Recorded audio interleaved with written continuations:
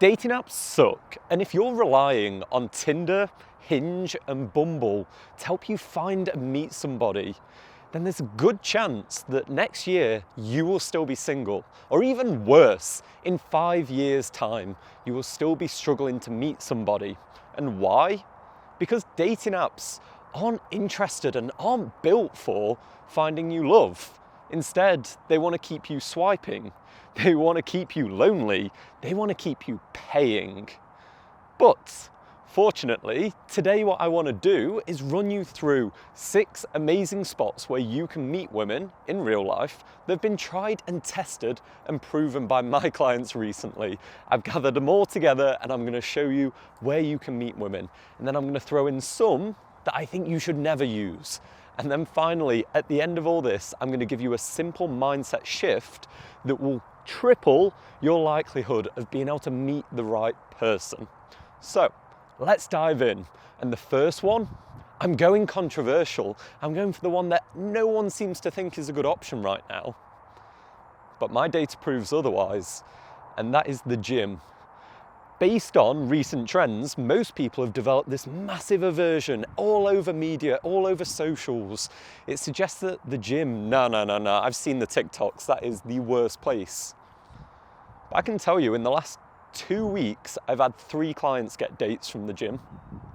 And that's just because they use an approach that we discuss. We use a respectful way of going up where we're not invading, we're not causing her any sort of distress. For example, I had a client just tell me 2 days ago, he went to the gym, he got on the stepper, he's currently got an injury, so he has to go on the stepper, and he just got on there and there was a girl next to him, and he opened with something easy, something like what we've discussed, a contextual opener, and simply said, "How far are you going?"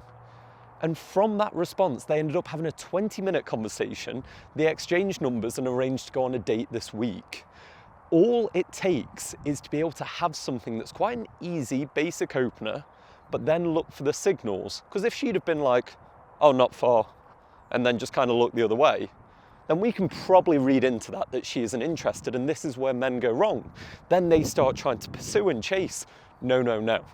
We're just simply looking for opportunities. And he took that shot. He opened, said something simple, something easy, and it opened up a whole world of opportunity for him.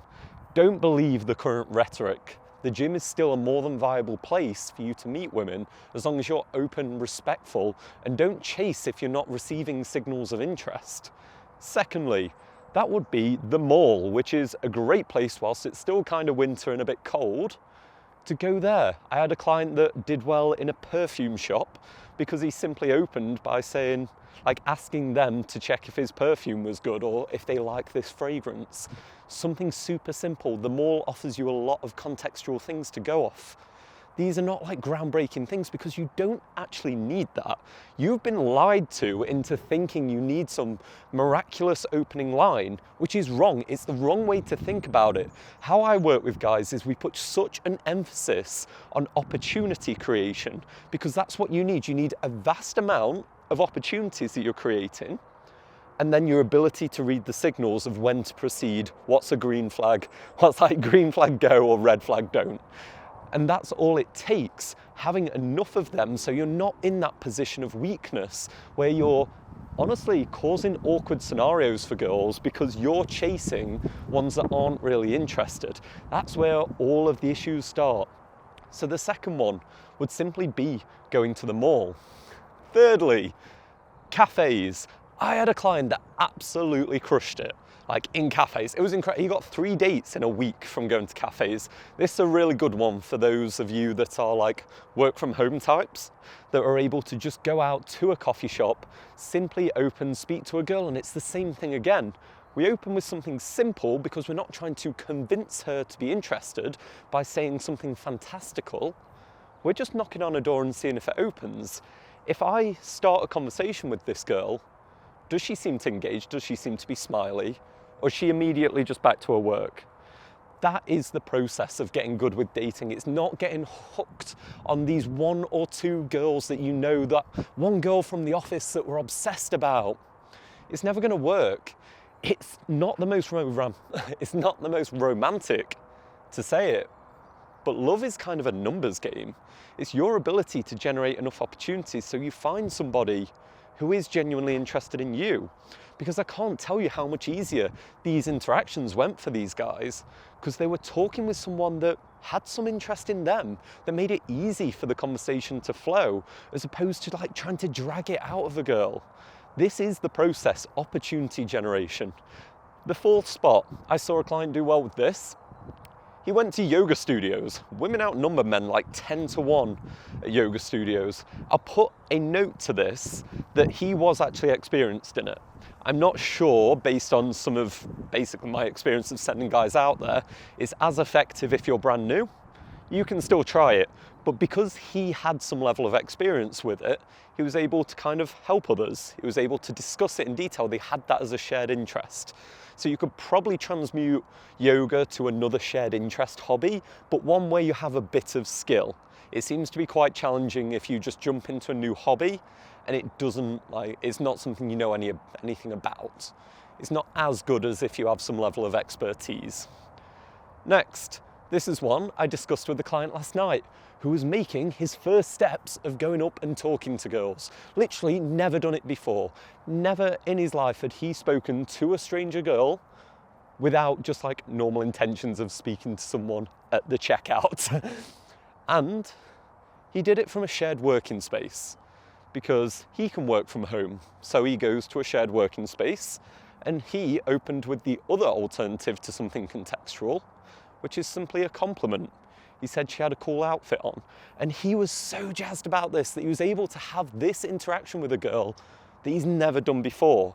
Once again, we're not looking to be intrusive. If this person doesn't seem to want to engage with us, then we don't push that. Men need to get better at reading the signals of if this girl is interested. Is she giving you her attention? Is her body faced away from you, or is she facing towards you? Is she actually engaging and asking questions back?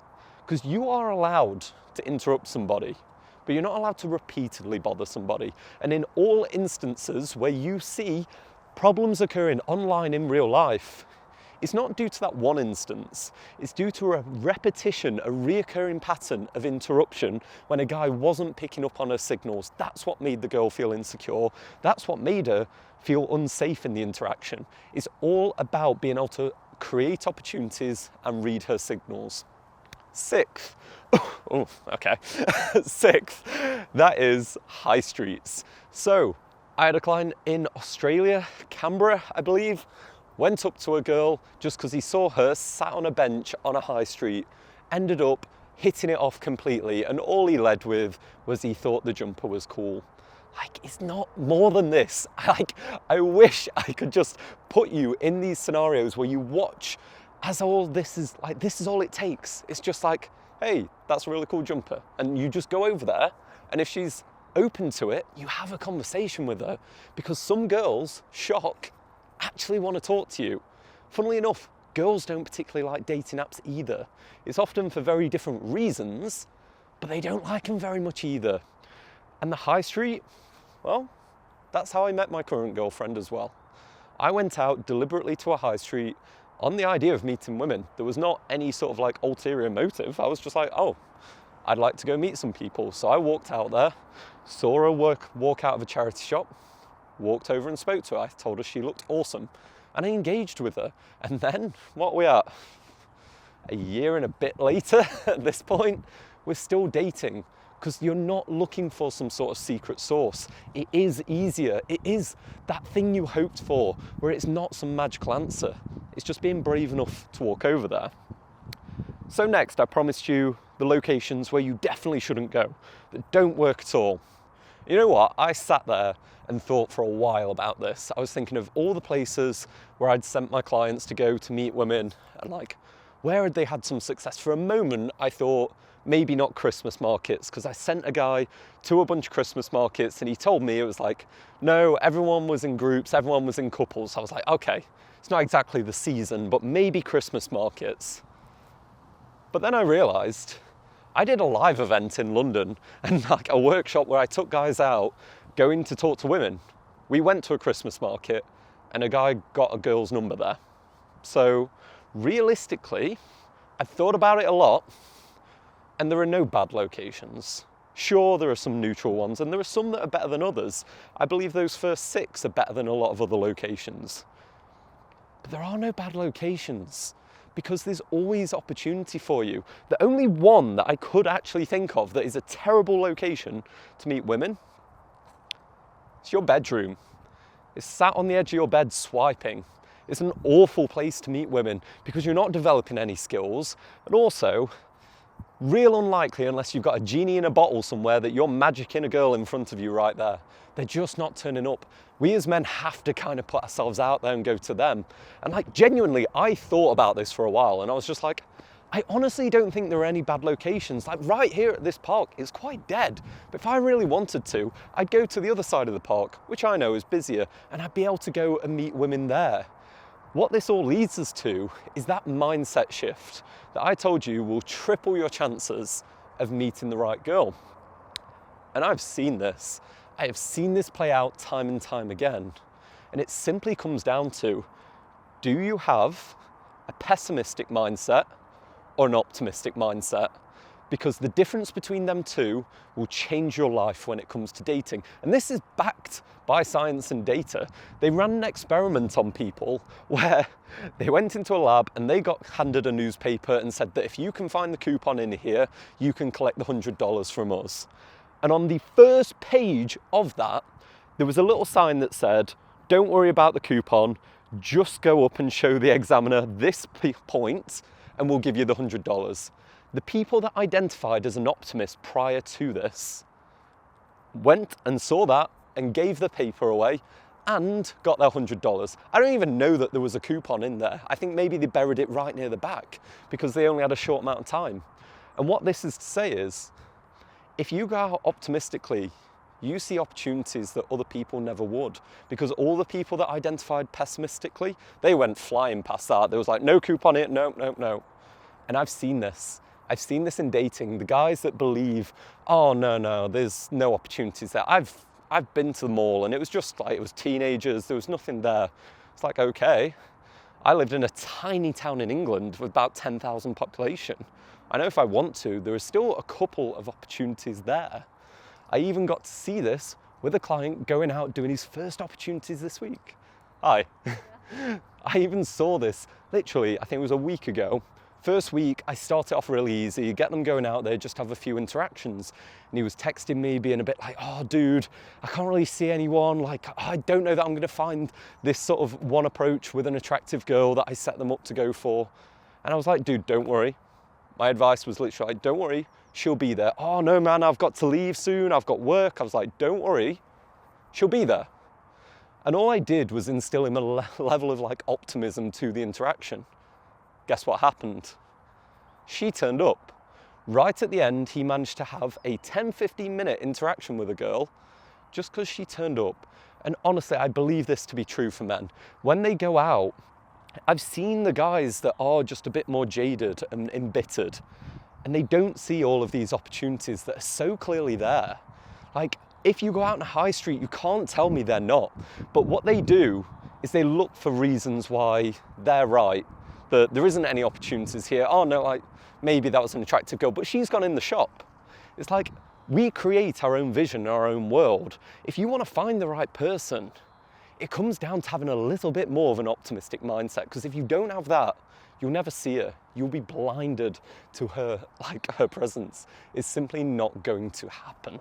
So, if this has instilled some level of bravery in you, that you want to start trying to go out there today, then I would encourage you to watch this particular video where I break down the one barrier that stops men going over and talking to her, the one emotional barrier that stops them from being able to meet the woman of their dreams. So check it out and I'll see you there.